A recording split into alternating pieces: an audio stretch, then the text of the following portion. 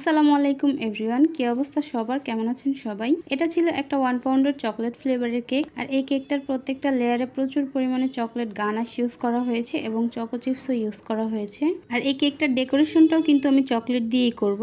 কেকটাকে আমি আগে থেকেই ক্রাম কোট করে ফ্রিজে রেখে দিয়েছিলাম। একটা কেকের ফাইনাল কোটিং করার আগে অবশ্যই কেকটাকে ক্রাম কোট করে নেওয়া উচিত, কারণ ফাইনাল কোটিং এর সময় যদি কেকের গুঁড়োটা ক্রিমের সঙ্গে উঠে আসে তখন কিন্তু কেকটা দেখতে ভালো লাগবে না। তো এই কেকটার মধ্যে আমি হোয়াইট কালারের ক্রিম দিয়ে কভার করে নিচ্ছি। তারপর একটা স্ক্র্যাপার দিয়ে ভালো করে একটা ফিনিশিং দিয়ে নিচ্ছি।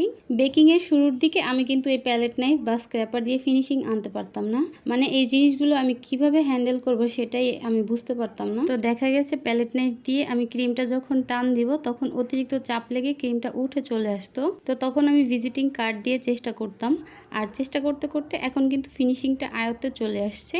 এখন তো সহজেই ফিনিশিং আনতে পারি। আসলে প্র্যাকটিসের একটা ব্যাপার থাকে।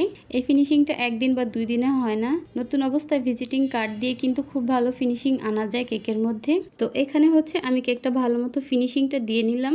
এরপর এর উপরে আমি দিয়ে দিচ্ছি চকলেট গানাশ। চকলেট গানাশটা যত তাড়াতাড়ি সম্ভব আমি ভালো করে কেকের মধ্যে স্প্রেড করে দিচ্ছি, কারণ গানাশটা ঠান্ডা হয়ে গেলে কিন্তু স্প্রেড করতে সমস্যা হবে চারপাশে। কেকের উপর চকলেট গানাশ দেওয়া কাজগুলো কিন্তু আমার খুবই ভালো লাগে। আর সেটা যদি হয় চকলেট ড্রিপিং দেওয়া কেক তাহলে তো আর কোনো কথাই নেই। আর ড্রিপিংটাও দিয়ে নিচ্ছি। এই কাজটা হচ্ছে কেউ পাইপিং ব্যাগ অথবা কেউ চামচ অথবা কেউ প্যালেট নাইফ দিয়েও করে। তো যে যেভাবে স্বাচ্ছন্দ্য বোধ করে আসলে সে সেভাবেই করে। তো আমি এখানে একটা চামচ দিয়ে ড্রিপিংটা দিয়ে নিচ্ছি।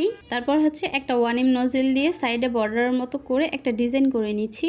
এই কেকটা যে আপুটা অর্ডার করেছিলেন, এই আপু আমার কাছ থেকে এই প্রথমবার কেক নিচ্ছিল। তো উনি কোনো রেফারেন্স পিকচার দেয়নি, আমার পছন্দ মতো যে কোনো একটা ডিজাইন করে দিতে বলেছিল। তো আমি এখানে এই ডিজাইনটার পাশ দিয়ে আবার হচ্ছে চকো চিপস দিয়ে দিচ্ছিলাম।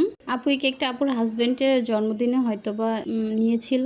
তো আমাকে যা লিখতে বলেছিল আমি একটা ফন্ডেন্টের মধ্যে লিখে তারপরে হচ্ছে কেকের মাঝ বরাবর ফন্ডেন্টটা বসিয়ে দিয়েছি। তো এই তো রেডি আমার একদমই সিম্পল একটা চকলেট কেক। আমার এই সিম্পল কেকটির ডেকোরেশন আপনাদের কাছে কেমন লেগেছে অবশ্যই কমেন্টসে জানাবেন। তো আজকে এ পর্যন্তই। সবাই অনেক বেশি ভালো থাকবেন, সুস্থ থাকবেন। আল্লাহ হাফেজ।